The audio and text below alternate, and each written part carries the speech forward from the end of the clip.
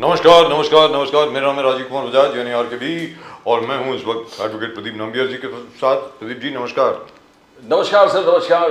और प्रदीप जी और मैं हम दोनों हैं कहाँ पर? नेशन नाउ पर।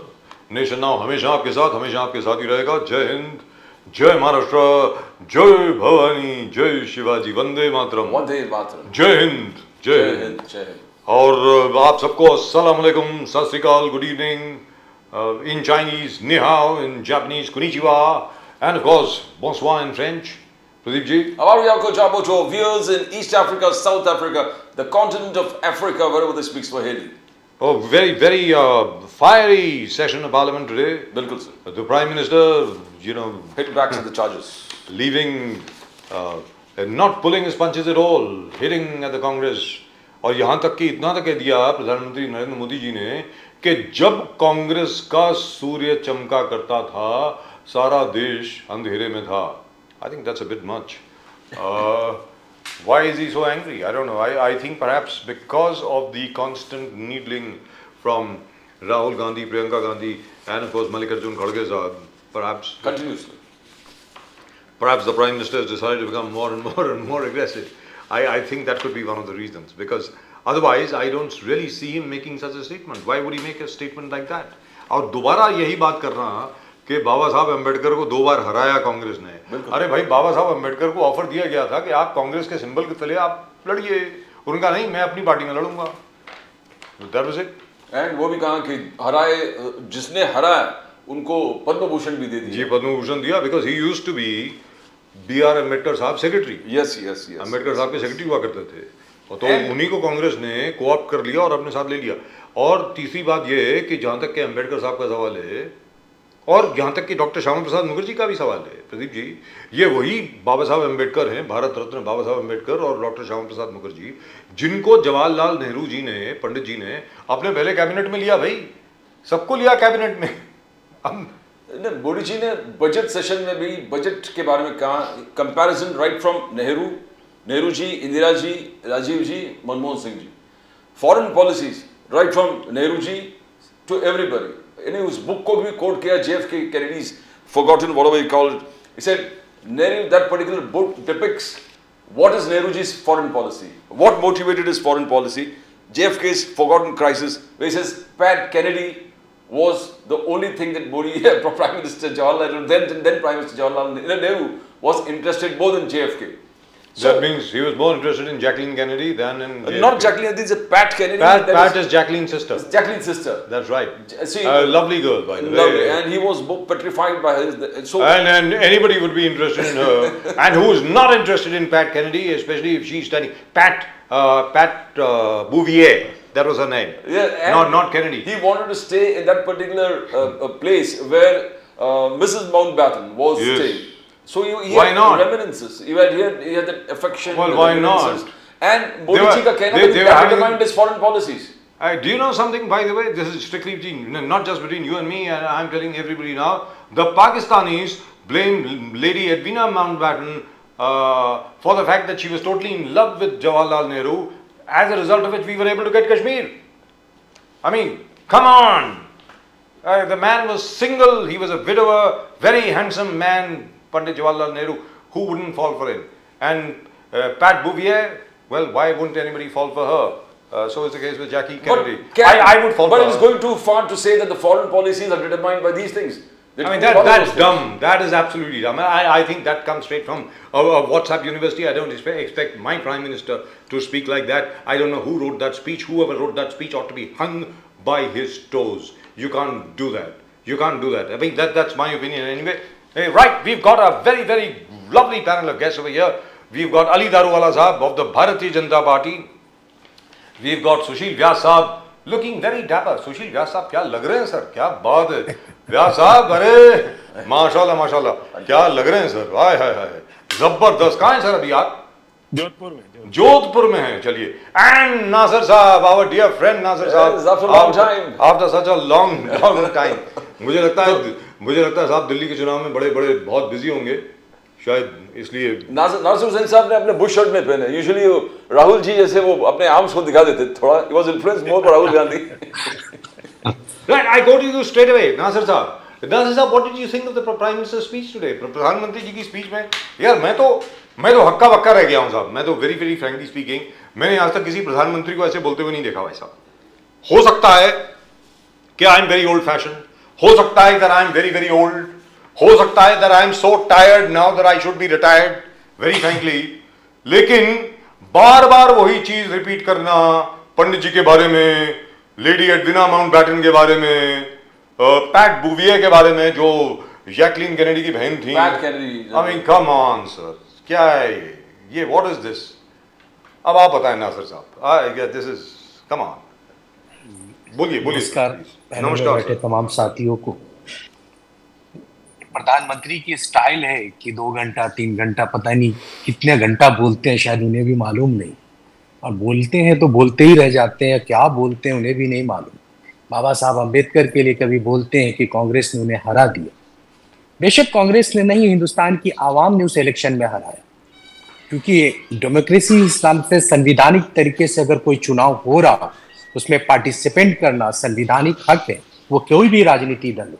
उस समय क्या जनसंघ ने चुनाव नहीं लड़ा, कम्युनिस्ट ने नहीं लड़ा, या दूसरे दल ने नहीं लड़ा? बाबा साहब अम्बेडकर के खिलाफ तमाम पार्टियों ने अपने अपने उम्मीदवार खड़ा किए।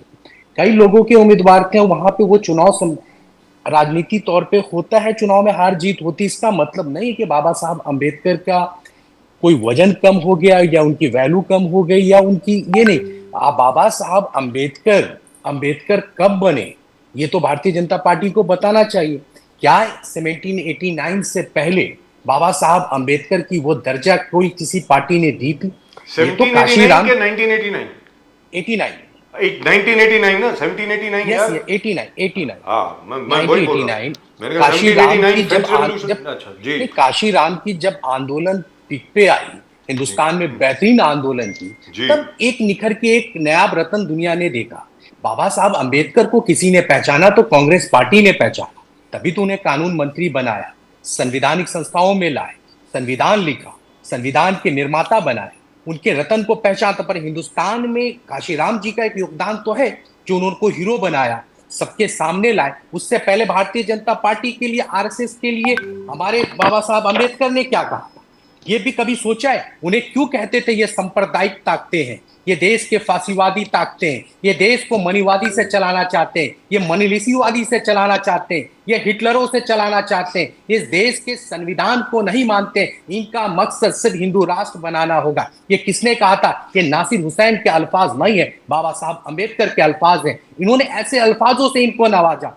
उन्होंने जनसंघ के लिए क्या कहा, हिंदू महासभा के लिए क्या क्या, आरएसएस के लिए क्या क्या, ये तो रिकॉर्ड में है। ये कौन हिंदुस्तान से मिटा सकता है? जो कहते थे ये मनुवादी सोच के लोग हैं, मनुस्मृति बनाना चाहते हैं, ये हिंदू राष्ट्र बनाना चाहते हैं, दलितों को सम्मान दिलाना नहीं चाहते हैं, ये दो से माइनॉरिटी के लिए नफरत भरना चाहते हैं। ये सारी बातें बाबा साहब अम्बेडकर किसके लिए कह रहे थे? इन लोगों के लिए कह रहे थे। आज प्रधानमंत्री को वो बात भी कोट कर देनी चाहिए जो बाबा साहब अम्बेडकर ने इनके लिए कहा था। बाबा साहब अम्बेडकर ने बार बार कहा ये नफरती लोग हैं, ये हिंदुस्तान के बंटवारे के लोग बनेंगे, ये हिंदुस्तान के बंटवारे के कारण है, ये लोग कभी किसी को अपना हक नहीं देंगे, ये संविधान में ब्राह्मणवादी सोच रखना चाहते हैं। ये हमने नहीं कहा, बाबा साहब अम्बेडकर ने। आज बाबा साहब अम्बेडकर के नाम पे आप वोट मांगते हो, क्या उनकी इज्जत आपने दी? क्या उनको वो रुतबा आपने दी? आपने नहीं दी, क्योंकि ये गांधी की देश है, सरदार पटेल की देश है, बाबा साहब अम्बेडकर का देश है, सावित्रीबाई फूले का देश है। मगर आपने बार बार उनका लेके उनका अपमान किया। सभी बोलते हैं, सॉरी, बोलिए प्लीज कंटिन्यू सर, बोलिए। नहीं, बार बार कहते हैं कि कांग्रेस के देश में, कांग्रेस के राज में ये देश अंधेरे में हो जाता। आप बताते कितने गांव को लाइट दिया है? मैं कहता हूं 6.5 लाख गांव है, 5.5 लाख गांव में हमने बिजली दी है, आपने सिर्फ 1 लाख गांव में बिजली दी है। तो 1947 से पहले बिजली कितनी बनती थी, आज की बिजली कितनी बनती है? आप दोनों को कंपेयर नहीं कर सकते।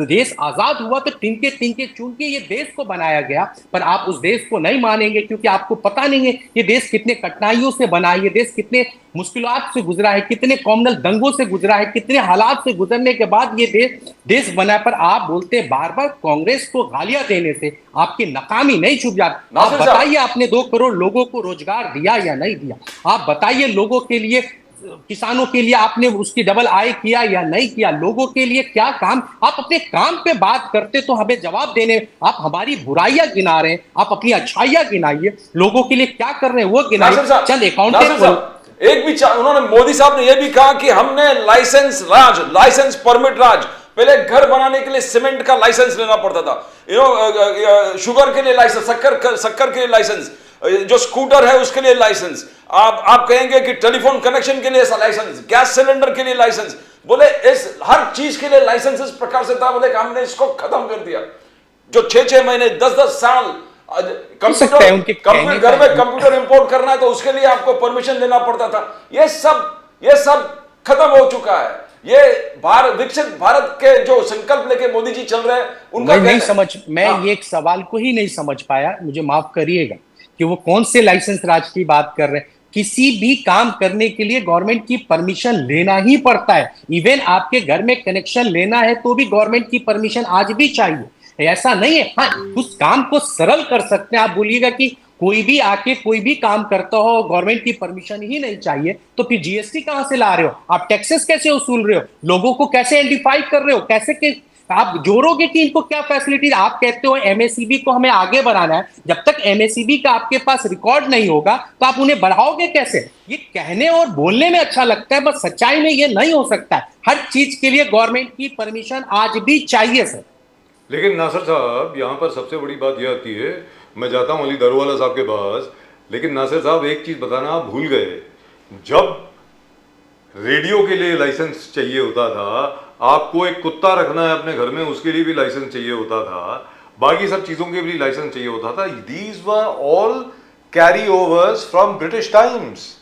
ये कानून जो थे ये पुराने थे, आगे आगे धीरे धीरे चल के ये सारे खत्म हो गए, रिमूव हो गए, which is quite true, which is quite true. वक्त के साथ बदल गए ना। और एक कानून है जो बदले ना, एक कानून है जो अभी 3 साल पहले खत्म हुआ है सर, ये बता दूं आपको, अभी तक पता नहीं आपको मालूम है कि नहीं, भारतीय post office, Indian post office में जितने भी हमारे पोस्ट ऑफिस है ना सर, वहां पर एक कानून था और एक गुल्लक रखी जाती थी अभी तक 5 साल पहले तक, कि इस गुल्लक में 25 पैसे आप जरूर डालेंगे पोस्ट ऑफिस की बिल्ली के लिए दूध पिलाने के लिए। उसको हर पोस्ट ऑफिस में एक बिल्ली रखी जाती थी ताकि वो चूहे मार सके, क्योंकि चूहे कुतर जाते थे चिट्ठियां जो है।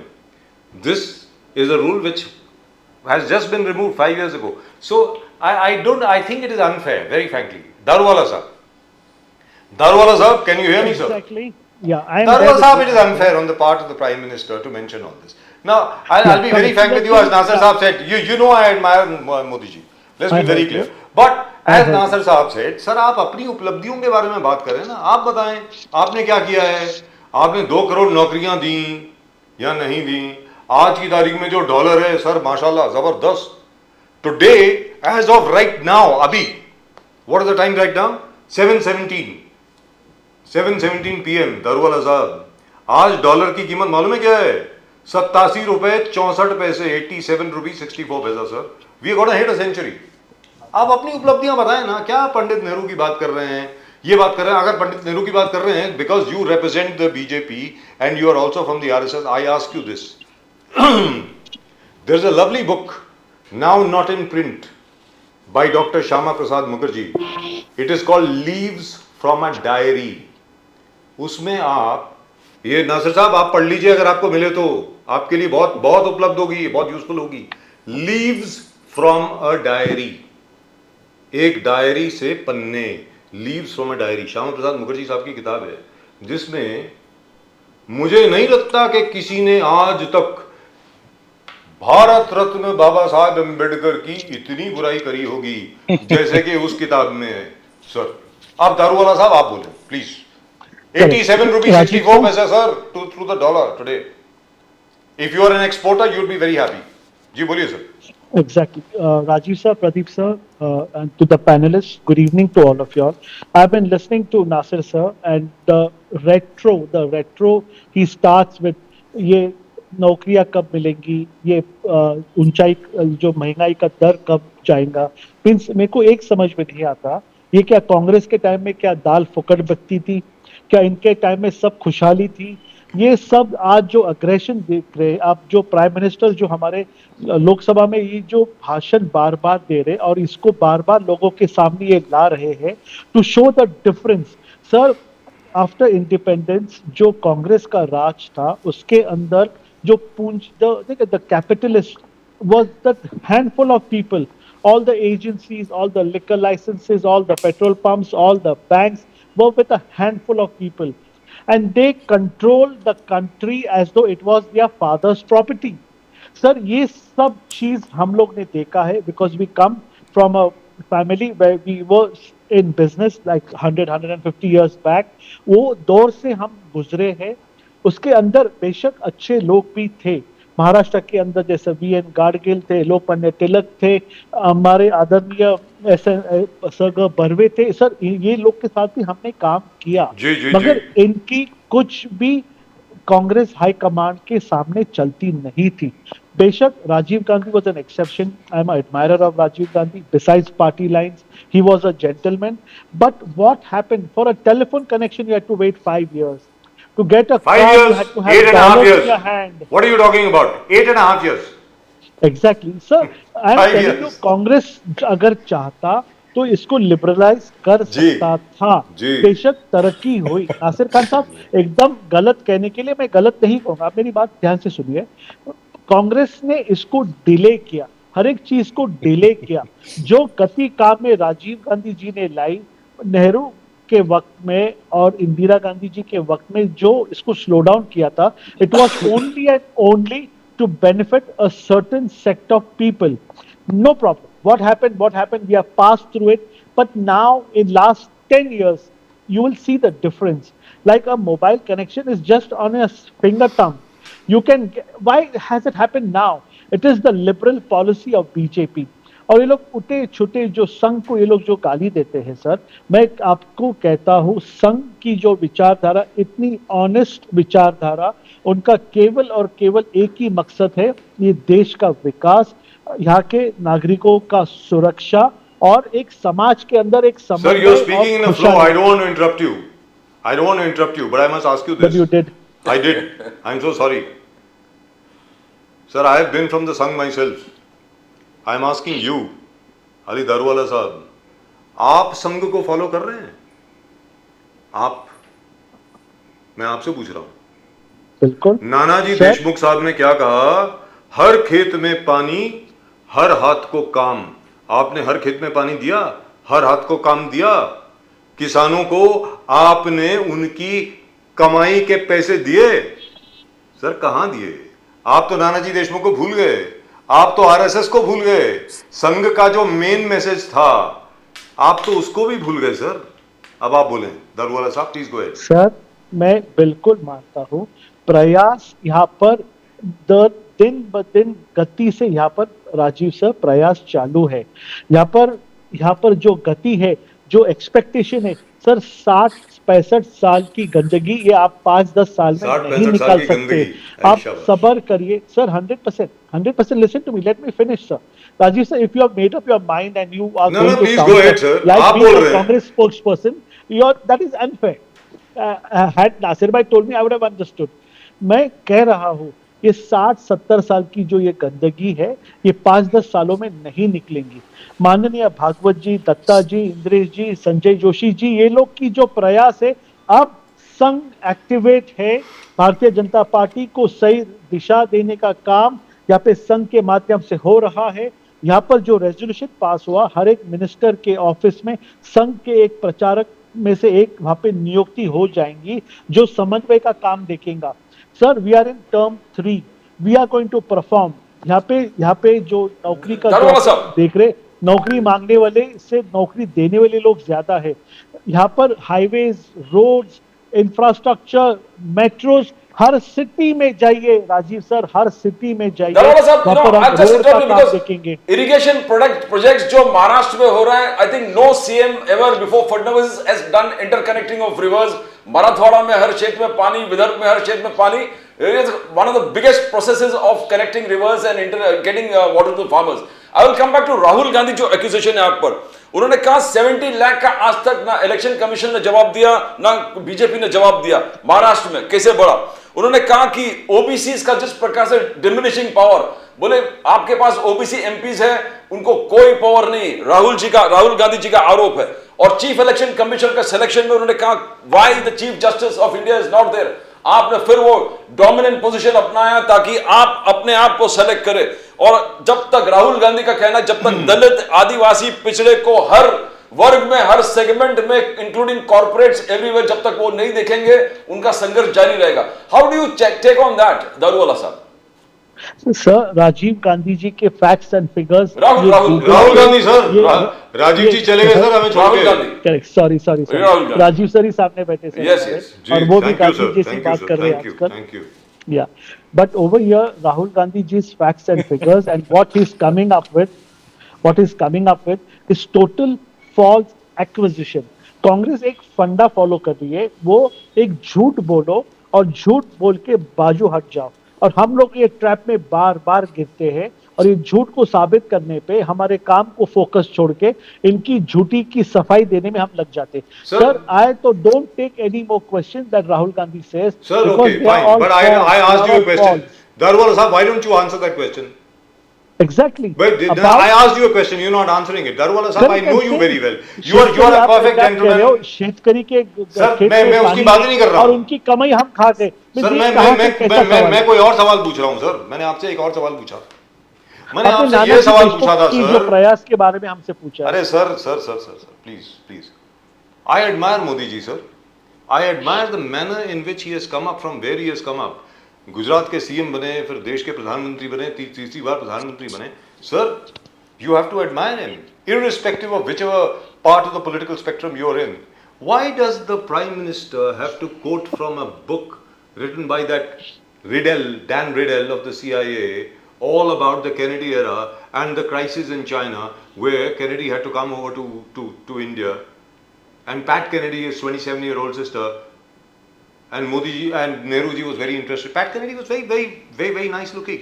If she was in front of me, I'd be interested in her too. But I would like to know from you, sir, why would the Prime Minister have to mention that, sir? Lady Edwina Mountbatten के बारे में, इनके बारे में, sir ये क्या है?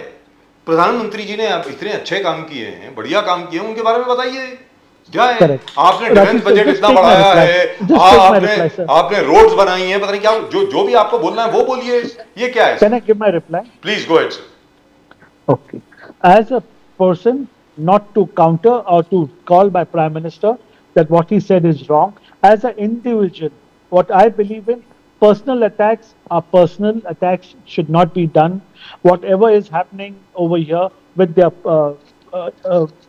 whatever context with family, with is totally should not be brought into It shouldn't be. politics. I feel That is bad. my personal opinion. I feel really bad. And when you have noticed me, whatever it is, though I know so many spokesperson, I know them personally, I know their background, and I know some small mishaps that have happened here and there, but I never rake it on a Sir, ye debate. theek nahi. And it is a total no. We need to bring decorum, because there are intellectual people who watch this debates, who watch these programs. They spend money on airtime. They are wasting money not to listen to crap. So over here, I need to speak responsibly. And over here, we should remember one thing. As there are viewers, there are even family members who are watching this Yes. show. And we cannot give a loose talk or a loose statement, which is a no. That's my personal opinion. Absolutely It's not true. done. I agree with you. I agree with you entirely. I expected exactly that kind of an answer from you. Thank you so much, sir. My admiration for you goes up. I think Vyas ji is- It was already quite sky high. सुशील व्यास जी, हाल ही में आदरणीय सामान्य एकनाथ शिंदे साहब ने कहा कि महाराष्ट्र भी एक ऐसा स्टेट है जहां पे यूनिफॉर्म सिविल कोड हम लागू करने की कोशिश करेंगे। तो क्या वास्तविकता में करेंगे सर? और क्या उसकी आवश्यकता है महाराष्ट्र में? आप बताएं सर। व्यास साहब। बजाज जी, अगर आवश्यकता नहीं होती तो जिन महान विभूति के बारे में शुरुआत के आज के डिस्कशन के 10 मिनट हम लोगों ने बिताए, डॉक्टर भारत रत्न भीमराव अंबेडकर साहब जी, उनके द्वारा रचित या उनके नेतृत्व में रचित संविधान की आर्टिकल 44 या 41 मुझे एग्जैक्टली याद नहीं है, वो डायरेक्टिव प्रिंसिपल कहता है we must try and endeavour to have a uniform civil code in this country. Yes. या तो पहले उसको निकाल दीजिए। तो उसको पालन करने के लिए अगर कोई भी सरकार या कोई भी दल या कोई भी नेता कहता है तो क्या गलत कहता है? क्या कोई असंवैधानिक या सामाजिक बात कर रहा है? वो तो संविधान को पालन करने की बात कह रहे हैं। वो तो आप कह दीजिए कि डायरेक्टिव प्रिंसिपल नहीं है, we should endeavour to have a uniform civil code, ये नहीं है संविधान में, कह दीजिए। अगर उसको कोई लागू करने की बात करे, उसको कोई लाने की बात करे, तो ये गलत कैसे हो गया? यानी अब दूसरी बात, अगर आप मुझे परमिट करें, Please go ahead, sir. वो जो आपने अली साहब से पूछा 70 लाख मतदाताओं के बारे में महाराष्ट्र की, बिल्कुल, हाँ, राहुल जी ने जो लोकसभा में यस कहा, यस, राहुल गांधी जी ने, मैं बड़ी विनम्रता से आपको उसका जवाब देना चाहता हूं कि देखिए, थोड़ा सा फैक्ट, हम लोग बैठे हैं चैनल पे और पूरा देश विदेश हमको दिख रहा है, तो थोड़ा सा बड़े नेता जब बोलते हैं तो आवेश में आकर क्या बोलते हैं, आवाज नहीं आ रहा है, शायद, या उनको स्पीच राइटर क्या लिख के दे देते हैं, वो बोल देते हैं। उन्होंने कहा कि पूरे हिमाचल प्रदेश के जितने मतदाता हैं, उससे भी ज्यादा मतदाताओं का घटना बढ़ना महाराष्ट्र में लोकसभा चुनाव मई 2024 से लेकर के नवंबर 2024 के बीच में हुआ। अब बजाज साहब और नाम्बियार जी, आप थोड़ा सा मेरे साथ कोऑपरेट कीजिएगा, मैं आपको फैक्ट्स बताऊं। मई 2024 में जब लोकसभा के चुनाव हुए, इलेक्शन कमीशन की साइट चेक कर लीजिए, official site, the total number of voters in Maharashtra were 9.23 crore. And when election notification of assembly was announced on 22nd October 2024, the total number of voters in Maharashtra were 9.63 crore. तो अब फर्क कितना हुआ है? 40 लाख। अब वो कह रहे हैं 70 लाख, वो तो आंकड़ा गलत हो गया। वो कह रहे हैं हिमाचल प्रदेश का मैंने चेक किया 59.63 लाख ये आंकड़ा था, तो वो भी गलत। तो आप एक जुमलेबाजी करने के लिए किसी भी वर्तमान सरकार को घेरे में लाने के लिए कोई भी आंकड़ा दे देंगे और फिर मान लीजिए था। तो हिंदुस्तान के रिप्रेजेंटेशन ऑफ पीपल एक्ट में डिलीशन एडिशन के लिए प्रोविजन है। आपको कोई भी चीज एडिशन करनी है किसी मतदाता का नाम, तो फॉर्म नंबर 6 भरना पड़ता है, और डिलीट करना है तो फॉर्म नंबर 7 भरना पड़ता है। तो ये फॉर्म भरने के बाद उसकी एक प्रक्रिया है, उसके साथ जो सपोर्टिंग डॉक्यूमेंट्स लगाने पड़ते हैं, उसके बाद उसकी जांच पड़ताल होती है। जांच पड़ताल के बाद किसी का नाम या तो ऐड हो सकता है या डिलीट हो सकता है। और मान लीजिए किसी ने कुछ नहीं किया, तो चुनाव के ठीक पहले जब नोटिफिकेशन जारी होता है तो एक ड्राफ्ट वोटर्स जो है लिस्ट जो है पब्लिश होती है। वो क्यों होती है? कि please check your name in the voter list, if it is not there do the needful means you file necessary application, so you can file till the last date of nomination. आप उसको objection कर सकते हैं। मैं बड़ी विनम्रता से जानना चाहता हूं कि जिस महाराष्ट्र के चुनाव को लेकर के जब 4 जून का रिजल्ट आया, लोकसभा में उनको 31 सीट मिली, तो सारी चीजें अच्छी थी, और 23 नवंबर को जब रिजल्ट विधानसभा का आता है तो सारी गलत हो गई, 70 लाख मतदाता बढ़ा दिए गए, वो कर दिए गए। तो मुझे ये पूछना है कि भाई, आप चुनाव तो बरसों से लड़ रहे हैं, अब तो शायद पहले चुनाव से कांग्रेस पार्टी चुनाव लड़ रही है, तो अगर इस तरह की कोई चीज गतिविधियां थी तो फॉर्म 6 भरने के बाद उसकी जांच पड़ताल होती है। तो आपके 288 विधानसभा क्षेत्रों में से महाराष्ट्र के आपके स्थानीय किस नेता ने किस विधानसभा क्षेत्र में उस फॉर्म 6 की एप्लीकेशन को as a false and baseless application और गलत एप्लीकेशन के रूप में चैलेंज दिया? कितनी चैलेंज हुई है अब बताइए। चलिए, वो भी आपने नहीं किया। जब ड्राफ्ट वोटर का लिस्ट आया तो कितने लोगों ने चैलेंज किया? वो भी नहीं किया, कोई बात नहीं। जब 23 नवंबर को चुनाव के नतीजे विधानसभा के आ गए, 45 दिन मिलता है under section 80 of representation of people act to file election petition. I want to know how many Congress leaders in Maharashtra have filed in different constituency to challenge the election of return candidate, because that is the solid ground you can file election petition. So just because सदन में खड़े होकर के हिंदुस्तान के सर्वोच्च सदन में कुछ भी कह देना, ये हमारे आज के नेताओं की आदत हो गई है। और वो बड़े नेता हैं, उसके बारे में मैं व्यक्तिगत नहीं कह, मैं इतना ही कहना चाहता हूं कि जो देश को गुमराह कर रहे थे वो फैक्चुअली इनकरेक्ट चीज थी। Right. इसमें ये विनम्रता One second, one second. Beautiful, beautiful. Vyas ji, it's Article 44. नहीं, मैं बोलता हूँ आर्टिकल Article 44. मैं सवाल कर- Article मैं 44. आर्टिकल 44 पे मैं बोलना चाहता जी हूँ। जी No, बोलिए। I'll just मैं finish कहता with- नहीं, आर्टिकल नासिर 44 नासिर हुसैन साहब, एक मिनट, फ्लो जरा खत्म हो जाएगा। नहीं, व्यास जी से ये पूछना मुद्दा चाहता हूं। इम्पोर्टेंट है सर, ये इम्पोर्टेंट मुद्दा है। तो ये इसके बाद आप ही के पास आ रहा हूं। है। नहीं, ये जवाब दे देना चाहिए, नहीं तो फिर ये मेरे जहन से भी निकल जाएगा। आर्टिकल 44 संविधान में क्या स्टेट पॉलिसी है या नेशनल पॉलिसी है, मुझे ये बता दीजिए आप। ये जबरदस्ती It is थोपा directive नहीं जा principles of सकता, state आम policy, sir. सहमति से बनेगा। Sir, it is आपको DPSP. Directive DPS principles state of state policy है, policy. Directed principle of the state है ना। ये directive principle of state policy. Yes. Yes, मैं वही कह रहा हूं, ये आम सहमति से बन सकता है, ना कि जबरदस्ती थोपा जा सकता है। ये संविधान में आर्टिकल 44 कहता है। फिर इसमें अब ट्राइबल के लिए क्या है, उनके रीति रिवाज का क्या है, आप आदिवासियों के लिए इसमें कैसे आप मिलाएंगे, ये बताइए। आप आदिवासी को कैसे आप हिंदुओं से इसको एक करेंगे, आप बताइए। आप यूसीसी इतनी जरूरी थी तो 10 साल में आपने लागू किया, जब आपके पास इतनी सारी बहुमत, क्योंकि अब आप इसे शामिल नहीं कर सकते हैं, तो आप सिर्फ प्रोपेगेंडा करना चाहते हैं ना। 362 सीट आपके पास नहीं है, तो आप कैसे इसको लाएंगे? आप सिर्फ मुद्दे को भटका रहे हैं, आप इस मुद्दे को लाना नहीं चाहते हैं, इस पे राजनीति करना चाहते हैं, हिंदू मुस्लिम करना चाहते हैं, आदिवासियों को लड़ाना चाहते हैं, दलितों को वंचित करना चाहते हैं। ये मकसद है यूसीसी का। यूसीसी नासिर साहब, नहीं तो बाबा नासिर साहब ऑलरेडी आ चुका है। नासिर साहब सुनिए, ऑलरेडी उत्तराखंड में आ चुका है। महाराष्ट्र में सेकंड स्टेट, छोड़िए, महाराष्ट्र सेकंड स्टेट होगा। बीजेपी कैसे लाती है कैसे जाती है छोड़िए, वो सब आता रहेगा। मेरी बात सुनिए, वक्फ बोर्ड रिफॉर्म्स भी आने वाला है, वो भी अमित शाह जी ने कहा। आने दीजिए ना सर, आने दीजिए ना, वो चंद दिनों की मेहमान है, हम आएंगे पलट देंगे, उसमें कितना टाइम लगेगा? वो कोई मैं व्यास जी को वो डेवलपमेंट वाला एजेंडा पर जरा पूछ लेता हूं, फिर मैं आपके पास एक मिनट सुन।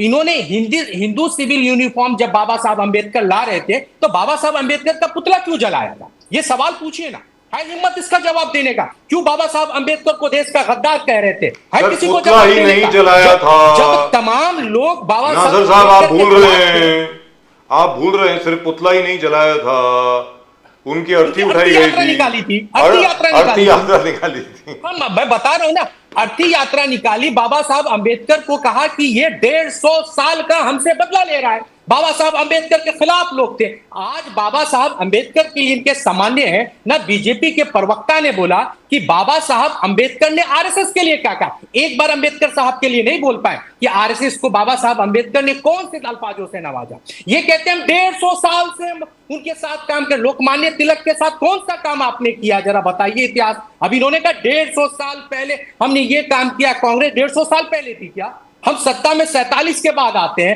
आप 150 साल पहले। नासिर साहब, कांग्रेस ने वोट किया। मोदी जी ने कहा अगर ओबीसी को किसी ने स्टेटस दिया है रिकॉग्निशन का, वो मोदी साहब ने दिया है। तो कहां मिल रहा है? चैत्य भूमि, ठीक है, चैत्य भूमि ने मोदी साहब का कल का स्पीच बोल रहा हूं। प्रदीप व्यास, मुझे लगता है शिवसेना के एक अच्छे प्रवक्ताओं में भी हमारे व्यास भाई हैं। क्या बताइए, रोहिणी कमेटी क्या कहता है कि 27% जो ओबीसी को रिजर्वेशन मिलना चाहिए था, वो रिजर्वेशन का फायदा नहीं है, सिर्फ 5% ओबीसी को फायदा मिल रहा है। क्यों? ये हम तो नहीं बनाए, रोहिणी कमेटी मोदी लेके आती है। मोदी साहब की कमेटी में ये रिपोर्ट में आता है सिर्फ 5% ओबीसी लोगों को फायदा मिला है। 27% लोगों को फायदा हो रहा है। Vyas ji, I want to come to the development agenda, because ये सब जगह कह रहे हैं कि कुछ नहीं हुआ। एकनाथ शिंदे जी ने हाल ही में कहा कि ये डेवलपमेंट एजेंडा जो मैंने पूरे महाराष्ट्र भाई कोई नहीं कहा कि कुछ नहीं हुआ। नहीं, मैं व्यास जी को पूछ के आपके पास आ जाता हूं। गलत एलिगेशन लगा के सवाल कर रहे हैं इसकी। आप ये नहीं कहा कि कुछ नहीं हुआ। आपने मुझसे पूछा कि आप डिस्क्राइब कीजिए, तो ये एकनाथ शिंदे जी सवाल का उसका जवाब दिया। जब आप डेवलपमेंट पे आएंगे उसका जवाब एकनाथ शिंदे जी ने जो कहा, मैं आपको सिर्फ बोल रहा हूं, मैं व्यास जी को पूछ रहा हूं। करिए, मगर आप ये मत कहिए कि हम लोगों ने कहा कि कुछ नहीं किया। नहीं, आपने कहा कि एजेंडा हमको दिखला दो क्या किया काम। Anyway, I just come back to, मैं आपके पास आता हूं। नासिर साहब आपके पास आता हूं। Continue sir. या एकनाथ शिंदे जी ने कहा कि देखो, अटल सेतु हमारे वक्त, कोस्टल रोड कंप्लीट किया, नवी मुंबई एयरपोर्ट कर दिया, पालघर एयरपोर्ट कर दिया, 3 airport in the vicinity of Mumbai, 3 airport, 14 metro lines nearly complete, auto नहीं नहीं, ये एक नाथ शिंदे जी ने गिना है, मैं पूछ रहा हूँ जब तो कॉन्क्रेटाइजेशन दौर में शुरू हुआ था, ये भी पता करना कॉन्क्रेटाइजेशन कॉन्क्रेटाइजेशन पूरे मुंबई का जिस प्रकार से उन्होंने टारगेट देकर कंप्लीट किया, 3000 करोड़ एवरी टाइम करप्शन में जाता था ना, how do you see that and the same time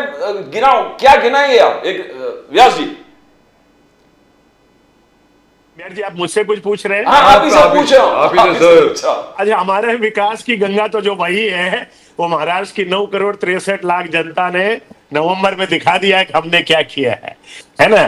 तो जो सोच नहीं रहे थे लोग, 235 वो सीट जो है न भूतो न भविष्यति हम लोगों को मिली है, तो वही हमारा सर्टिफिकेट है, वही हमारा हमको जो रिटर्न गिफ्ट है for Maharashtra government, Maharashtra public and Maharashtra voter, वो प्यार और आशीर्वाद उनको हमको मिला है कि जो हमने काम किया। काम नहीं करते तो आज हम इतने अच्छी तरह से बैठ के आपके साथ बात विकास के ऊपर बात नहीं कर सकते थे। और हमने ये जो वापस हमको जनादेश मिला है, उस जनादेश से हम लोग कोई अहम में नहीं आ गए, हम घमंड में नहीं आ गए, बल्कि हमको लगता है हमारी जिम्मेदारियां बढ़ गई है, महाराष्ट्र की जनता के प्रति हमारी जवाबदेही बढ़ गई है। हमको जो पिछले दौर में हमने जो काम किया उससे ज्यादा जनता के प्रति काम करना है, विकास को और आगे ले जाना है, इंफ्रास्ट्रक्चर डेवलपमेंट इतना ज्यादा हो जिससे रोजगार बढ़े, जनता को सुख सुविधाएं मिले, Wonderful. ये सपना है। Can I इसलिए ask Eknath a Shinde ji specific जैसे question? नेता, फडणवीस जी जैसे नेता, अजित पवार जी जैसे नेता आपस में समन्वय के सर, साथ महाराष्ट्र साहब। के विकास को आगे बढ़ा रहे हैं। व्यास साहब, एक स्पेसिफिक क्वेश्चन पूछूं sir,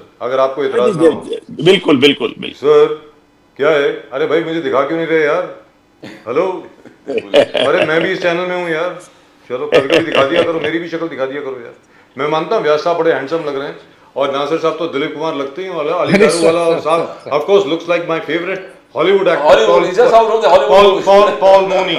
Paul Mooney, twice Oscar winner by the way, and he won his first Oscar for The Good Earth, Pearl S. Buck's novel. He played Wang Lung. Fantastic.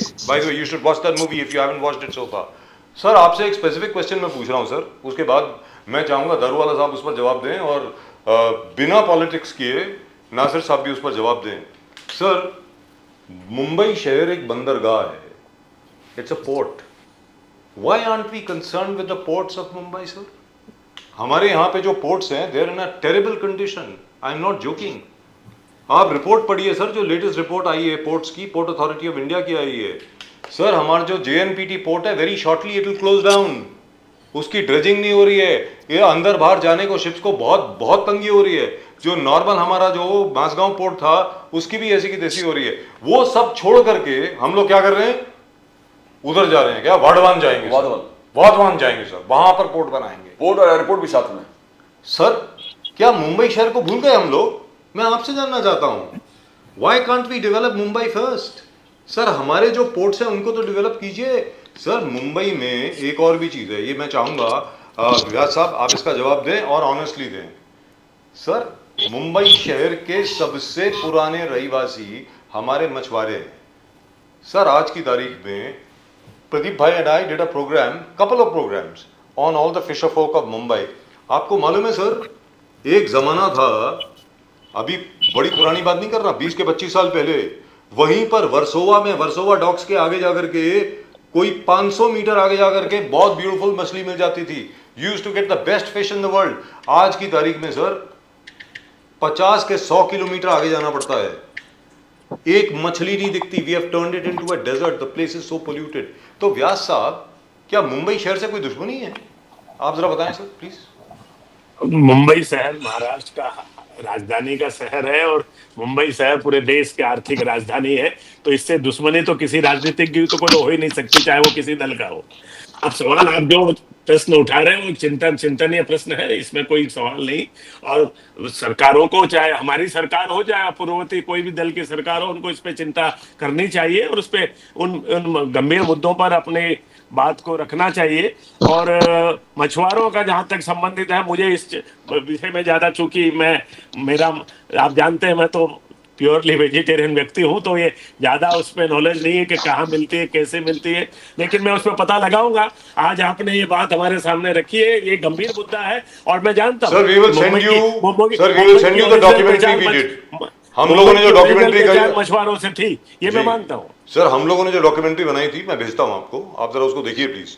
it's a horrible situation. Let me tell you this very frankly. नहीं, गंभीर मुद्दा है, मैं मानता हूँ, और हमारे नेताओं से हम चर्चा करेंगे कि इस पर ध्यान देना चाहिए। अली दारूवाला साहब आप बताएं। I want Asif. Nothing. I know for a Yes, fact. I please know go for ahead. a fact, as a technical ground, the ships that are coming into JNPT Yes. and into the old Bombay, where the Yes, docking we used to yes, get yes, at, the old dock. it's called the Port Trust of India. Yes. The level for which the anchoring is required Yes. is not sufficient. It's not Now there. the ships are so large and they are so big that it cannot be docked at Bombay Port Trust, and JNPT, because of the influx, because the Vadwan work is going on and the Gujarat port traffic is diverted here, so there's a kind of a bottleneck. With my limited knowledge, I can assure you, once the Vadwan port is fully operational, we will have the traffic flow regularized. Second reason why it is restricted from entering JNPT is because of the truck flows. Once the missing link and the Atal Setu link is totally operational, we will see an influx of cargoes from Goa leaving straight from JNPT. And what I'm telling you, I happen to know this because of a shipping friend of mine who seems to be traveling to Bombay, and he keeps updating me on this. The biggest transformation which is coming in India is from the port industry. Yes. Mark my words, sir. Quite true. By this I year agree end, with you. by this year end, the transformation and the magic that is going to happen in the shipping industry is going to be phenomenal. For that Just you need need to a- wait. for At that this you point need in time, the- I agree it is disastrous, but just wait for a few months and you will see for the that, transformation. अरे अली दारूवाला साहब एक छोटी सी बात है, एक साल में नहीं होने वाला कुछ, मैं आपको बता रहा हूँ। For that Sir, you it's at the need, back end, it's at अरे the सर पूरी बात तो completion सुन end, लें, पूरी बात तो सुन लें sir. For that you need the dedicated freight corridor to be accelerated. You need that thing as of day before yesterday. Sir, why? by What are you March waiting end, for? And by you won't June, need an airport the also missing behind. That's link what will Yes. be operational. That's right. Devendra Fadnavis इसलिए Varthaman port में airport भी बगल में बना रहे हैं. That's his proposal. He said the port and the airport has to be together. And a dedicated freight corridor, It's a both visual. rail and road, both Yes, is yes. required, sir. Sir, what are you waiting for? I still can't figure out. Daruwalla साहब, I want to And you have the talk- money. Daruwalla साहब, I want to talk to you about Modi साहब ने कल जो भाषण दिए, उसमें जो मोदी साहब ने अपने अचीवमेंट्स गिनाए, दारूवाला साहब, he said seafood exports we have doubled seafood exports. We have become the second largest producer of the steel in the world. We are the second biggest exporter of mobile phones in the world. Defense exports have come to unimaginable levels from where we were, from where Modi government has taken over. Toy, he says, we are going to be the biggest, world का one of the biggest exporters of toys. Now, how do you see? ये एक तरफ मोदी एक से एक के बाद speech में गिना रहे, and then you got a criticism that there is no work, employment is not there. कैसे देखते हो आप इसको? Sir, I am telling you, Pradeep sir, Rajiv sir, with due respect to Nasir Khan sir, ये जो criticism कर रहे हैं, ये इनके पास ऑप्शन नहीं है, सर सैयद इनको नासिर हैं। करना सर, करके सर, करना सर आपने है, एक सैयद को मगर आपने पठान बना दिया। सर सैयद को पठान बना दिया, आपने क्या कर रहे हो सर? हाँ सर, बोलिए सर। नासिर, आपने यूसुफ खान बोला तो मैंने नासिर खान बोला नहीं, नहीं, सर, सर। खाली उसको यूसुफ खान जैसे लगते हैं, यूसुफ खान- दिलीप कुमार, पर यूसुफ जो खान भी यानी है, हमारे दिलीप कुमार। सुन्नी मुस्लिम ही है वो। मैं क्या कहना चाहता हूँ सर, जी, ये जो बोलिए। बजट अगर आप देखेंगे ये साल का जी। Budget, it is so applauded by the common people. जो टैक्सेशन Common people. ब्रैकेट जो है, इसके अंदर जो एग्जेम्पशन रेट जो बढ़ाया I है, must be reading a इसके different अंदर budget. कॉमन जी। People are very happy. Toy industry, export industry, fish industry, even the meat export industry, हर चीज, हर बिजनेस इज रॉकिंग। यहाँ पे जो आइकॉन्स है, स्टार्टअप्स है, इसके अंदर फुल थ्रॉटल, फुल बिजनेस से जा रहे हैं। If you meet restaurant owners, वो लोग इतना ज्यादा खुश है, फुटफॉल लोगों का बढ़ चुका है। मगर या एट द सेम टाइम, अगर नासिर जी भी अगर भूल गए, आप भी भूल गए, या महंगाई चोटाई के ऊपर है, it is at all time high. There we need to work on it. And We the as a dollar, don't community, forget the as a dollar. government, we need to work on prices को नीचे लाने के Sir, लिए don't जो forget भी the US प्रयास dollar. अगर government कर सकती है। मैं मेरे सरकार में रहने के बावजूद, यहाँ पर हमारे व्यास जी है, हम लोग अगर नियंत्रण में अगर महंगाई को ला सकते, I think we have done our job. तो दारूवाला साहब, I ask you this. You are in power in Maharashtra, right? Double engine की सरकार है, डबल या ट्रिपल या क्वाड्रुपल इंजन की सरकार है, 4 गियर, 6 गियर्स, 10 गियर्स, पता नहीं कितने. Sir, so you can voluntarily decide that petrol, diesel, etc. will be under the GST regime. Automatically the prices will come down by at least 20-25 rupees. Why do you want that money for the state treasury? आपसे पूछ रहा हूँ sir. Correct. Maharashtra Sir, सरकार जो है, you know everything about petrol and diesel, sir. आप बताइए. You have triggered, so let me reply back to you. Sir, 103 रुपए का महाराष्ट्र में पेट्रोल बिकता है. जी. 50 rupees landed cost refining dealer commission. उसके बाद में 53 रुपीज जो है वो दो भाग में बंटता है, एक तो वैट में और एक एक्साइज में. Yes. वैट का 1 सेकेंड, वैट VAT की सारी का- कमाई ये महाराष्ट्र को आती है, दैट इज 50% में 25 रुपए, जी. और बचे हुए 25-27 रुपए ये एक्साइज के माध्यम से सेंट्रल गवर्नमेंट को जी, जाती है. करेक्ट. ये जो 27 रुपए है ये अगेन 4 भाग में बंटते हैं सर.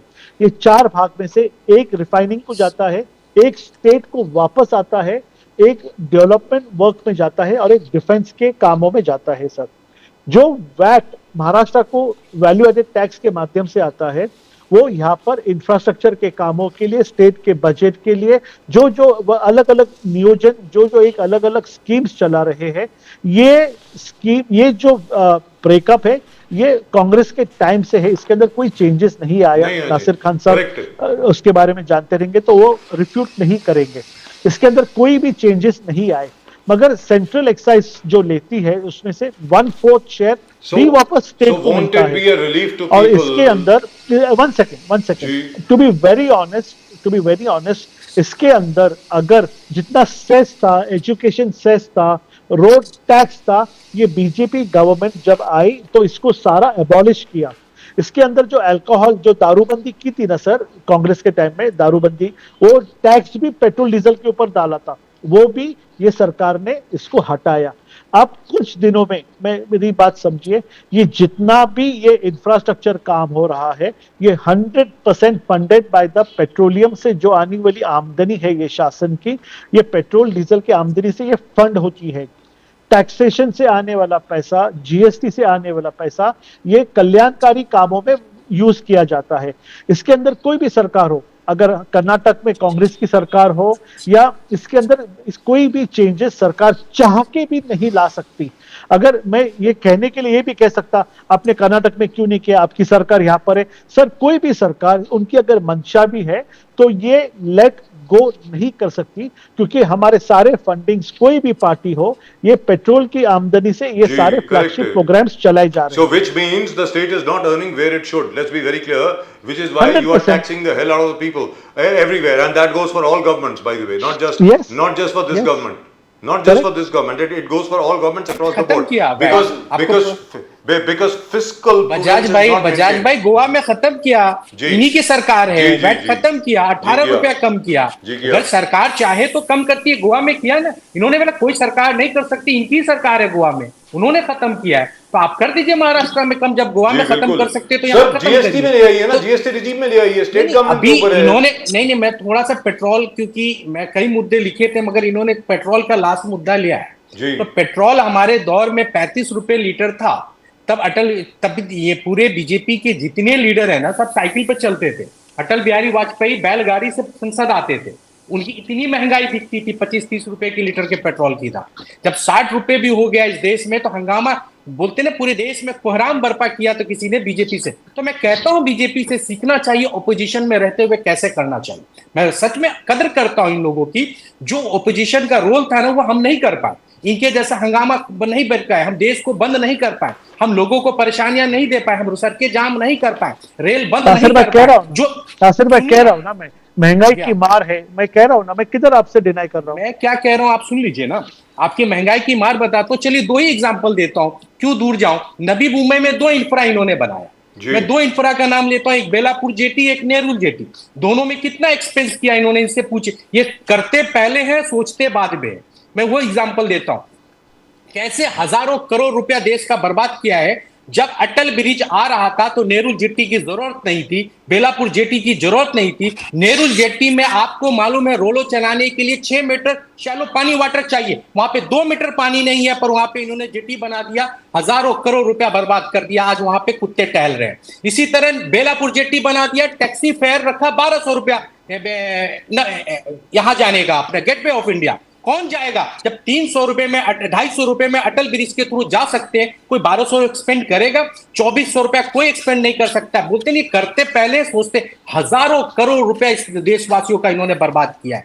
तो महंगा इनको बोलते ना, काम किया है, कुछ बेहतरीन काम किया, मैं उसकी कदर करता हूं, मगर दूसरे के काम को ये लोग नेग्लेक्ट करते हैं। इन्होंने कहा टेलीफोन के लिए 10-10 साल, 8-8 साल, 5-5 साल। अरे उस समय इंफ्रा क्या था और आज इंफ्रा क्या है? मोबाइल की कनेक्टिविटी अगर हमने लाया तो फ्री हमने ही किया था।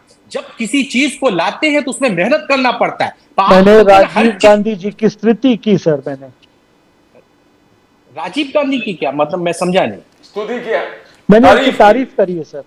नहीं नहीं, आप ये कहते हैं कि आप इंफ्रा पे आपने जो बात की, मैं उसकी जवाब दे रहा हूं, सुनते जाइए। मैं कह रहा हूं इंफ्रा आपने लाया, मैं तो आपसे कबूल कर रहा हूं, सभी लोग आपसे सहमत कहा हैं। कि आपने इंफ्रा दरवाजा साहब, एक लाया, सेकंड। बहुत ज्यादा देर लगा दिया। दरवाजा साहब, एक सेकंड, एक सेकंड। ये देश जो 50 साल पीछे है, ये 50 साल आगे Sir, it रह happens. सकता था। Sir, चाइना जो हमारे it- बाद it- आगे it's आया, called हम inertia. चाइना के आगे रह सकते थे। It's called inertial motion sir, it happens. लेकिन नासिर साहब, मैं आपसे एक चीज कहता हूं, आपकी सरकार के दौरान तूर दाल की कीमत जब 100 रुपए हुई ना, नाक में दम करके रख दिया था सर बीजेपी ने।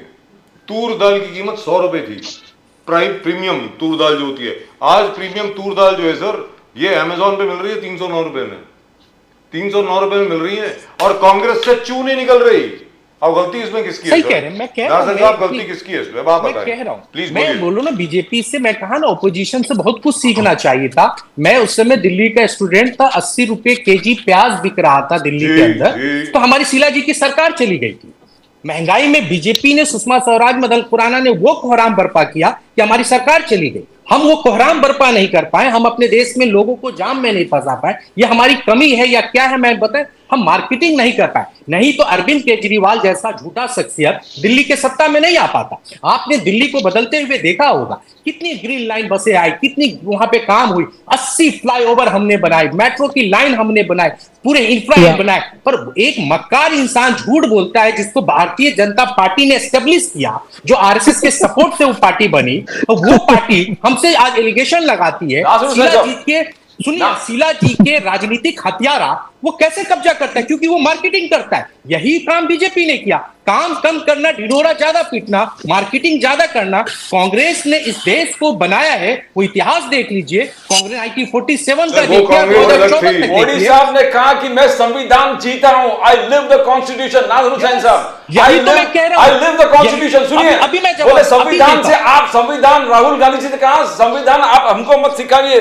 बलराज साहनी को आपने अरेस्ट करा, आज गिरा दिया फिल्म इंडस्ट्री में। बलराज साहनी को आपने अरेस्ट कर दिया, freedom of speech violation. Lata Mangeshkar के भाई को आपने बैन कर दिया रेडियो में। देवानंद को आपने रियली बैन कर दिया बिकॉज उन्होंने आपके सोच में इमरजेंसी को सपोर्ट नहीं किया। किशोर कुमार को आपने बैन कर दिया। You never allowed. तो इंस्टेंसेस देके कहा कि संविधान आप सिर्फ जेब में रखते हो। मोदी जी संविधान को जीते हैं। हाउ यू गोइंग, आप नकार कैसे सकते? अभी मैं जवाब देता हूं। हाँ बोलिए। आप चलिए, आप मीडिया से हैं, मैं मीडिया का ही एग्जांपल देता हूं। न्यूज वन का नाम, न्यूज वन केरला का एक चैनल है, नाम तो सुना होगा आपने। बिल्कुल। न्यूज वन केरला के चैनल को किसने बैन किया था? ये भारतीय जनता पार्टी ने बैन किया। क्यों बैन किया? कि उन्हें बीजेपी के खिलाफ लिख रही थी, बीजेपी के खिलाफ बोल रही थी। ये कोई बहुत साल पहले की बात नहीं है, चंद साल पहले की बात बता रहा हूं। उसको सुप्रीम कोर्ट ने री लाइसेंस दिया, बोला कि देश में अगर आप सेंसस नहीं कर सकते हैं, मीडिया की आवाज को बंद नहीं करते, तो न्यूज ऑन चैनल को रिन्यूअल किया। तो ये कहेंगे अरे हमारे 180 सांसद को एक चंद मिनटों में बाहर कर दिया। क्यों बंद किया संसद के अंदर से? क्योंकि हमने किसानों की आवाज उठाई थी, हमने सड़क पे हुए किसानों पे जब जुल्म हो रहा था उसकी आवाज उठाई, रोजगारों बेरोजगारों की आवाज उठाई। इन्होंने क्या किया? हमें संसद से बाहर कर। तो संविधान के हत्यारे ये हैं। आरएसएस क्या करती है? संविधान को मानती है। आरएसएस ने क्या कहा? हम हिंदू राष्ट्र चाहते हैं। क्या संविधान हिंदू राष्ट्र की इजाजत देता है? तो पहला संविधान पे हमला करता है तो बीजेपी की आइडियोलॉजी करती है। क्या हिंदू राष्ट्र की इजाजत हमारा संविधान दे सकता है? कभी संविधान ने बात किया? नहीं किया। तो इन्होंने कैसे हिंदू राष्ट्र की बात की? तमाम चैनलों पे आके बोलते हैं हमारे हिंदू राष्ट्र बनाना है, हिंदू राष्ट्र। तो क्या संविधानिक विरोधी बात है या नहीं है? इसका फैसला आप करके जाइए और बताइए कौन से संविधान के हिसाब से बात कर रहे हैं। तो ये संविधान विरोधी लोग हैं। तो मैं कहता हूं 7 कारण है, इनको हम नफरती बोलते हैं, सांप्रदायिक है, या आरएसएस गांधी के हथियारों में नाम है, दंगा फसाने में इनका नाम है, कानून से ऊपर अपना एक समंतर अधिकार चाहते हैं, ये सरकार के संस्थाओं को कब्जा करना चाहते हैं, 3 तरह हर चीजों पे अपनी प्रतिबंध लगाना चाहते हैं, देश के विभाजनकारी करना चाहते हैं। इसलिए हम बोलते हैं इनको इन पे बैन लगना चाहिए, इनके लोगों को रोक देना चाहिए, इनकी नफरती तमाम दंगों में नहीं। आप 3 बार आरएसएस क्यों बैन हुआ? आप बताइए ना, 48, 77 में, 2092 क्यों बैन हुआ? इसलिए बैन हुआ ना, कांग्रेस ने किया। क्यों बैन हुआ? इन्होंने लिख कर दिया, इन्होंने लिख के दिया 92 में कि आज के बाद मैं कोई नफरती बात नहीं करूंगा। तब 92 में इनका नाम इनके खिलाफ से हमने हटाया और इनको हमने इजाजत दी। तो नासिर इन्होंने क्या किया? उसके बाद भी दंगा फैलाया इस देश में। नासिर साहब, एक छोटी सी बात सर, आपको 16 सीटें आई महाराष्ट्र में। अभी तक जहां तक मैं जानता हूं, अभी तक कोई प्रॉपर मीटिंग भी नहीं हो पाई है उसका एनालिसिस करने के लिए कांग्रेस की। अगर हुई है तो सुधार कर दें सर, प्लीज। सुनिए ना, अभी व्यास भाई ने बड़े अच्छी बात की कि जनता ने उनके काम पे मोहर लगा के उनको वोट दी कि हम विधानसभा में भेज दिया। तो लोकसभा में मुंह पे तमाचा दिया या नहीं दिया? उनके काम को रिजेक्ट किया कि नहीं किया? हमारे लोगों को जिताया। काम चंद महीने में, 4 महीने में ऐसा क्या बदल गया? 4 महीने पहले भी ये काम था। अगर आप कह रहे हैं ये सारे काम थे तो 4 महीने पहले भी लोकसभा में काम था, पर जनता ने आपको रिजेक्ट किया, मुंह पे लोकतांत्रिक तमाचा मारा। यह और बात है कि आपने 77 लाख वोट कैसे बढ़ा चंद घंटों में, जबकि आज टेक्नोलॉजी की दौर है। टेक्नोलॉजी के दौर में चंद मिनटों में सारा डेटा आ सकता है, 3 दिन में डाटा आता है इनका। ये बड़ा अजीब सा लोकतंत्र चल रहा है इलेक्शन कमीशन का। इलेक्शन कमीशन ऑफ इंडिया नहीं है, election commission government of India हो गई है। डॉक्टर श्रीकांत शिंदे जी ने राहुल जी का जवाब देते हुए कहा ये पूरे डाटा जो मांग रहे हैं इलेक्शन वेबसाइट पे है। आप इलेक्शन वेबसाइट पे देखिए, सब देख रहे हैं ना, हमने हाई कोर्ट में भी अपील किया, बॉम्बे इन्होंने कहा हमने कहीं अपील नहीं किया, बॉम्बे हाई कोर्ट में किया, सुप्रीम कोर्ट में भी डाला, हर जगह डाला है। ऐसा नहीं है कि हमने नहीं किया। हमने इसके लिए बॉम्बे हाई कोर्ट ने नोटिस तो इशू किया है ना। सुनिए ना, इन्होंने कहा ना कहीं हमने कंप्लेन नहीं किया। हमने एक पूरी टीम लीगल बनाई है, चाहिए तो मैं आपको भेजता हूं, जो इसके ऊपर काम कर रही है। आखिर चंद इतने वोटर बढ़े, हम ये नहीं कह रहे कि डेटा नहीं है, पर वोटर बढ़े कहां से? इतने अचानक वोटर आए कहां से? इतने आप 72 लाख एक स्टेट के लोग पूरे शिफ्ट हो गए यहाँ। इतने 4 महीने में 72 लाख वोटर कैसे बढ़ सकते हैं सर? तो जांच की चीज है, जांच होने दीजिए, जांच में पता चलेगा। और CCTV footage, don't forget that Nasir साहब, and don't forget the CCTV footage which is also been asked for, कि 5 बजे के बाद वो लाइनें दिखाइए पोलिंग बूथ के सामने, जो इतनी ज्यादा लाइनें हैं, क्योंकि 5 बजे के बाद there was a sudden upsurge. And probably इसी ने शायद जवाब भी दिया, बोला 72 लाख नहीं, कुछ 48 लाख के आसपास है। जो भी है पूरा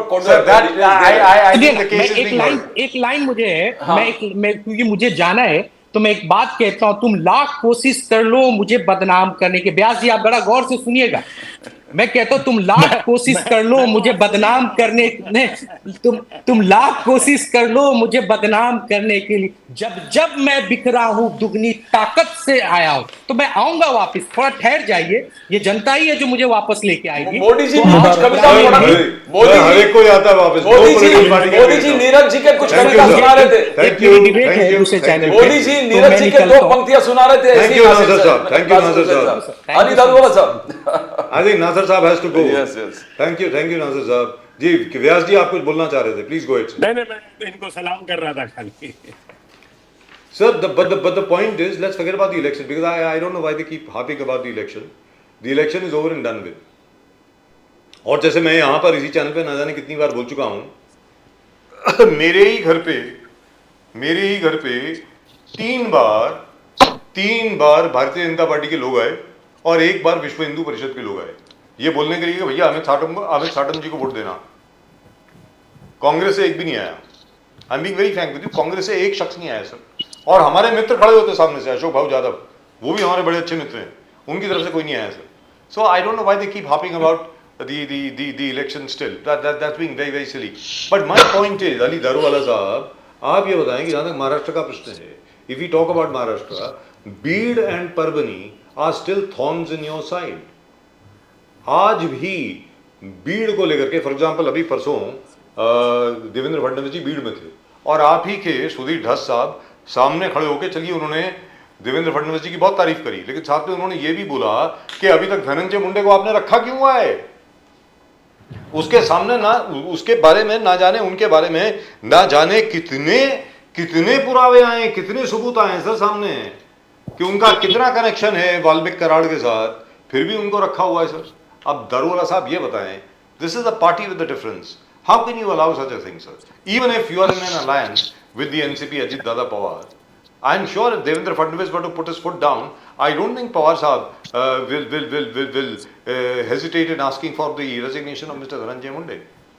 Sir, Darwala. Sir, it's a totally a sub judice matter. Ajit Pawar ji has taken a stand that he will stand by Dhananjay Munde, sir.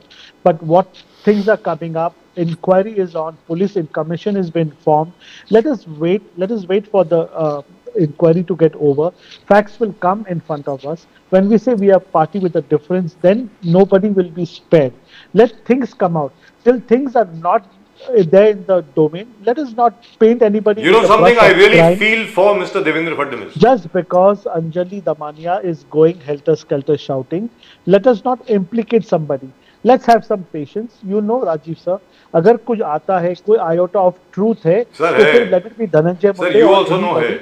This And that's why government Fadnavis is not spared. तीन Sir, inquiry, I would resolution know, inquiry, very frankly. but resignation is Exactly, valid. Pradeep bhai, Resignation is valid. लेकिन प्रदीप भाई, Yes, sir. the embarrassment that Fadnavis Sahab would be going through right now, you know, I can understand. I But- sympathize but with him you know, totally. he is, जो भी meetings में he was not there. He has slowly sidelined whatever you call Munde ji. But I want to ask Vyas ji, you know, one of the ambitious projects of the housing minister also Eknath Shinde ji जिस प्रकार से घोषणा किया कि 8 lakh homes in 5 years that he is going to build, और गरीब से गरीब इंसान, चाहे वो मिल वर्कर हो, चाहे वो डब्बा वाला हो, मैं सबको इंक्लूड करूंगा इसमें. Now that's a fantastic, ambitious move in line with Prime Minister Modi's, you know, Ghar Ghar Ghar Yojana. So, what is the motivation? I mean, how is he going to achieve it? How do you see that, Vyas ji? Nambiar जी, एक तो आंकड़ा 1 लाख नहीं 2 lakh. No, 8 lakhs, 8 lakh, 8 8 lakh. lakh, 8 lakh I said 8 बोला, lakhs. 8 lakh, 8 lakh बोला मैं, 8 lakh. 6, 7, 8. एक नहीं 8 sir. हाँ, तो आप ये जानना चाहते हैं कि कैसे बनेंगे ये घर? Yes, because कांग्रेस से आपसे बोलते हो, कुछ करते नहीं. That is कांग्रेस का आरोप. अब मैं आपके उसके 2 उदाहरण दे दूं. हाँ, बिल्कुल. एक तो मुंबई में वर्ली, एनएम जोशी मार्ग और सीवड़ी में बीडीडी चाले थी 127 जी. 127 अलग अलग बिल्डिंगें थी. हम पता नहीं, हम कॉलेज में थे तब से कांग्रेस सरकार कह रही थी इसका रीडेवलपमेंट करेंगे, हम वहां के लोगों को पुनर् वहां का वसन करेंगे. आज तक कुछ हुआ नहीं. वर्तमान सरकार आई और आप देखेंगे आने वाले 1.5-2 महीने बाद वर्ली बीडीडी चाल में आप देखेंगे 4 या 5 बिल्डिंग बन के तैयार हो रही है और उसमें पुनर्वसन हो जाएगा वहां के ओरिजिनल रहवासियों का. इसी तरह से गति से काम चल रहा है. बिकॉज काम करने का एक ध्येय होना चाहिए, काम करने का एक डेडिकेशन होना चाहिए. वहां से विधायक है आदित्य ठाकरे, जो शिवसेना के नंबर 1 या 2 नेता हैं, वो बावजूद उसके एकनाथ राव जी शिंदे खुद वर्ली के अंदर जाते हैं. वहां के विकास जो हो रहा है, वो ये बीडीडी चाल और दूसरे एसआरए का प्रोजेक्ट वगैरह, उस पर व्यक्तिगत रूप से ध्यान दे रहे हैं. और आपने देखा उसी का नतीजा था कि आदित्य ठाकरे जी पिछले चुनाव में 59,000 से जीते, इस बार 8,800 वोट से जीते. तो ये जनता देखती है कि कौन क्या काम कर रहा है. जब एकनाथ राव जी शिंदे कोई बात कर रहे हैं तो वो रोड मैप के साथ बात करते हैं, वो अधिकारियों के साथ चिंतन मनन करके बात करते हैं, वो एक लक्ष्य सामने रख करके करते हैं कि मुझे डब्बे वाले जो मुंबई की पहचान है उनको कोई रहने का घर देना है, ये गरीब लोग जो यहाँ पे धारावी में रह रहे हैं उनका विकास जल्दी से करवाना है.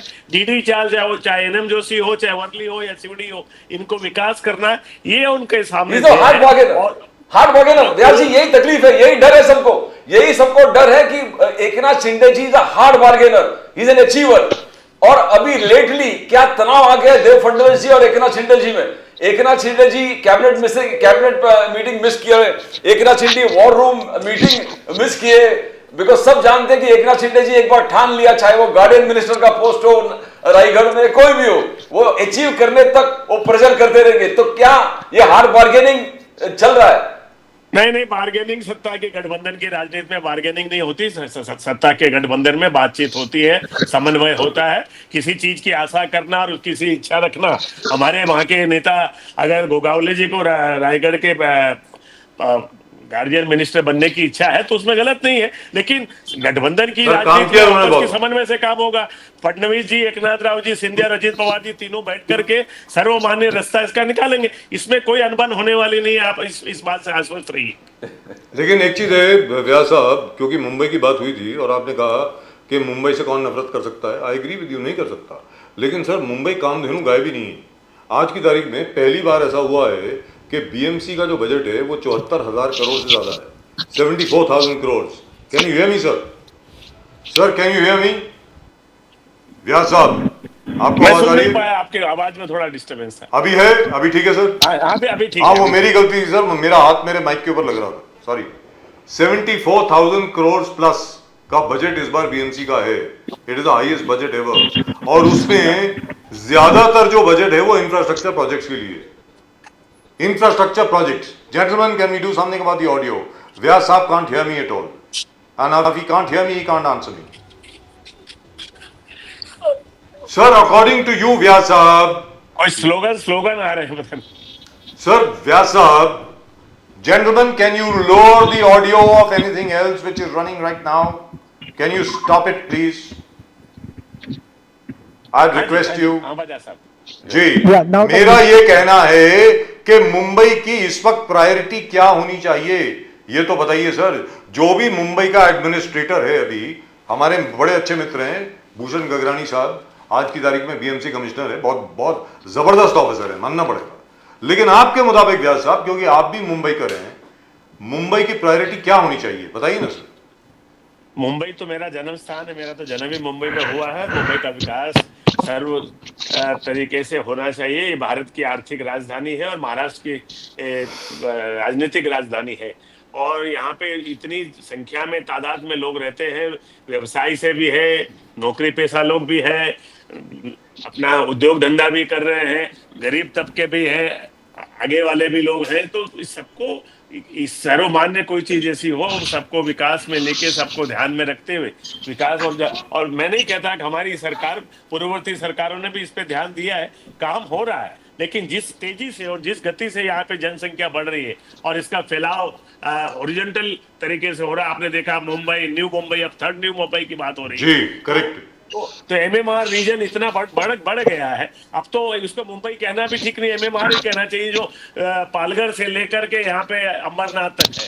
तो ये वो सारा विकास होगा तो इसको समुचित विकास होगा और सबको साथ में रख के विकास होगा। और कैसे हम जनता को सुखी रख पाए, ज्यादा से ज्यादा सुविधा दे पाए। ये मेट्रो, अटल सेतु, ये सारे कोस्टल रोड्स, ये सीमेंट की रोड्स, ये जो सारी चीजें हैं, ये उनको एक And I hope you will also somehow or the other manage to start cleaning up the 4 rivers of Mumbai. हमारी मुंबई की जो 4 नदियां हैं, एक तो हमारे बिल्डिंग के विंडो के सामने बहती हुई दिखती है, मिठी रिवर, बहुत खूबसूरत। मिट्टी नदी नहीं है सर, मिट्टी नाला है। तो मेरा ये कहना है सर, प्रायोरिटी वो होनी चाहिए सर, जिस शहर में नदी नाले में तब्दील हो जाती है और वहां पर अमृत की जगह पर जहर बहता है, तो उस शहर का भविष्य जो है वो धूमिल हो जाता है। ये आपको मालूम है व्यास साहब? सुशील जी, आई लाइक एकनाथ शिंदे जी का एक प्रोग्राम जो उन्होंने कहा 1000 गार्डन्स इन मुंबई, 1000 गार्डन, और 1000 गार्डन को ब्यूटीफाई करके मैं मुंबई को गार्डन सिटी बनाऊंगा। I mean that's a fantastic, I mean क्या विजन है। If Mumbai is called the garden city, and don't forget he's going to make a Central Park. Yeah, Central Park 300 एकड़ और। That's fantastic. Mumbai will be called a garden city, Vyas sir, with a fantastic achievement. Sir बोलिए sir. उन्होंने coastal road ही नहीं बनाया। उन्होंने देखा कि जब रेस कोर्स में इतनी जगह है, जितनी जगह का उनका जरूरत नहीं है, उन्होंने वहां से लीज कैंसिल करके उसको लिया और one of the best theme park of the world वो बनाने जा रहे हैं। उनका सपना है और वो क्रियान्वित होते हम जब कोस्टल रोड से गुजरते तो देखते हैं दोनों तरफ ग्रीनरी आ रही है। और उसी तरह से आरएसएस ये अपने रेस कोर्स वाला जो पुराना जगह थी वहां पे भी आएगी। और आप देखेंगे 300 एकड़ के अंदर वहां जबरदस्त एक पार्क बनेगा जिसको लोग ऐतिहासिक पार्क हिंदुस्तान के नहीं विदेश के लोग भी देखने आएंगे। और ये एक जज्बा है, ये काम करने का जज्बा है एक नाथ राव सिंधिया। दारूवाला साहब and Devendra Fadnavis' interlinking of rivers, one of the biggest and beautiful projects, पूरे ताकत लगाकर irrigation projects, Marathwada, connecting Marathwada, all the rivers to see that Marathwada, every place receives water. It is a fantastic dream of Fadnavis. Daruwala sahab. Yeah, this linking of rivers is a fantastic dream, I agree. But when he was in the last government, he had started Jal Shivir Yojana. You know, they were making this pits where the rainwater could soak. And in those 5 years, if you see, इसके अंदर इतना सारा ground water Maharashtra के अंदर generate कर सके, जल शिविर योजना के अंतर्गत उनकी इतनी स्तुति हो गई है. Forget what party and all that. That was one brainchild which he did. उसके लिए फंडिंग किया, उसको अलग अलग माध्यम से वो काम को रवाया उन्होंने. और जल शिविर योजना के अंतर्गत everybody had agreed that the table water had gone up. We have not the seen water table had come up. Bores have not gone dry. And the basic thing, once in the fact end, when the summer is going to hit, that time we had water in the borewells. Now this second thing which he has come up with a dream project, I hope and pray to God that even this is successful. Rivers can be linked.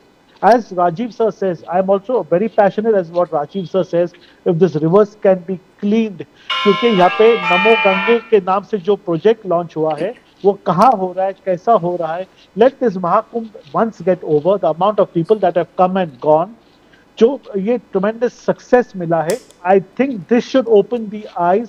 और नमो Gange project को जो मंत्रालय बना है इसके ऊपर seriously कोई अच्छे अधिकारी देके मंत्री महोदय इसमें सीरियसली काम करे तो ये लिवर लिंकिंग क्लीन वाटर ये एक प्रायोरिटी है सर. इसको आप दुर्लक्ष्य नहीं कर सकते.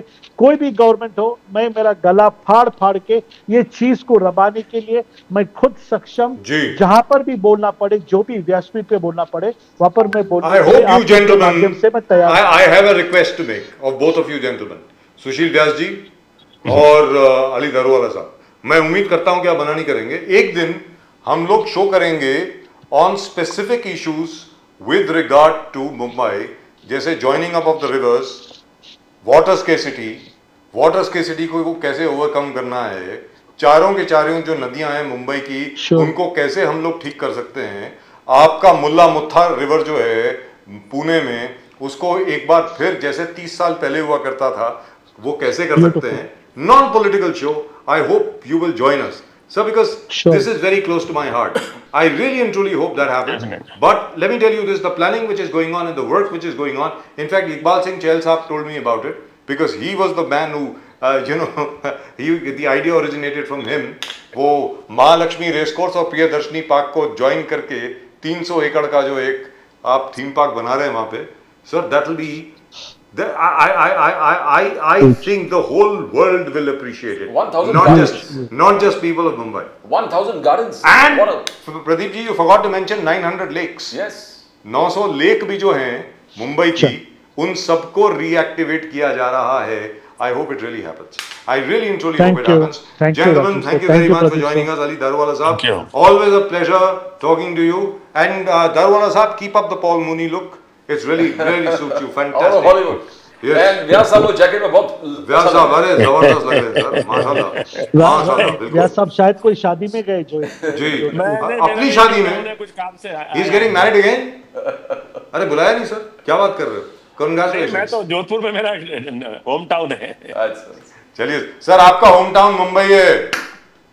हाँ, मेरा जन्म स्थान मुंबई है. जन्म स्थान मुंबई है, होम टाउन भी मुंबई है.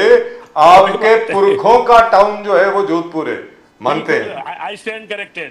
Right sir. Thank you very much gentleman. नमस्कार. जय हिंद, जय महाराष्ट्र, जय भवानी, जय शिवाजी, वंदे मातरम, जय Siya Ram.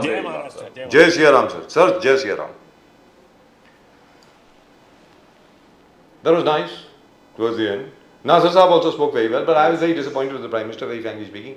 There was no need to bring up Pandit Nehru. I believe the Prime Minister has achieved much more than any other Prime Minister in the country apart from Nehru, very frankly. But I think in his speech he had everything. He talked about development. वो he ठीक है talked sir, about मैं everything. मानता हूँ. He should just stuck to that. Forget about Nehru. Why do you want to talk about Nehru? It is my firm belief that Pandit Nehru laid the foundation of this country, and it is Prime Minister Modi who is now laying the platform for a quantum leap for this country to become a developed nation.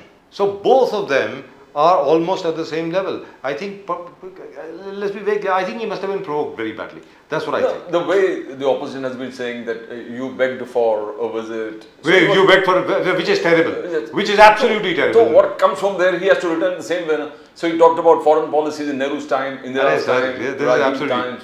So अभी तो examples, budgets during those times. चलिए and सर, this Pradeep time. जी I concede, मैं मानता हूँ आप ठीक बोल रहे हैं. एक चीज बहुत अच्छी हुई कि शहरयार के बारे में उन्होंने बात नहीं करी. मोहम्मद यूनुस साहब के जो बेटे थे, मतलब वॉरेन एंडरसन की जगह पे शहरयार को छोड़ दीजिए.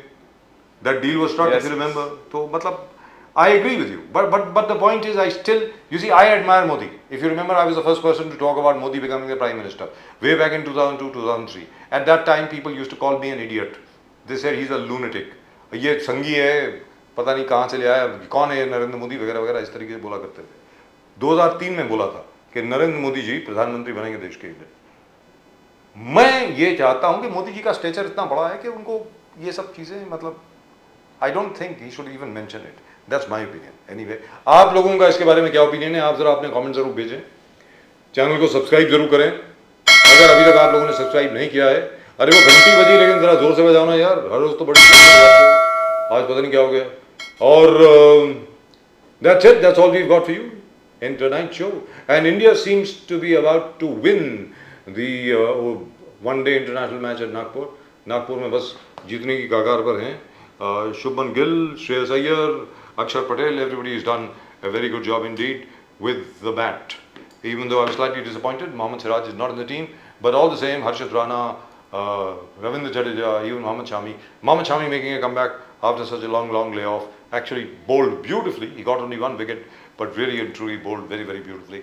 Right, that's it from both Pradeep ji and myself. Thank you very much for watching, and we'll of course be back with you tomorrow. And we'll talk about, I'll tell you what we're going to talk about tomorrow. Tomorrow we are going to talk about the drug menace in Mumbai. Mumbai में जिस तरीके से एक बार फिर drugs बिकने लगे हैं हर जगह पर, हमारे बड़े परम मित्र वानखेड़े साहब की ट्रांसफर के बाद, we'll talk about that too. But that is for tomorrow. तब तक के लिए आप सब लोगों को नमस्कार, जय हिंद, जय महाराष्ट्र, जय भवानी, जय शिवाजी, वंदे मातरम. Vande Mataram.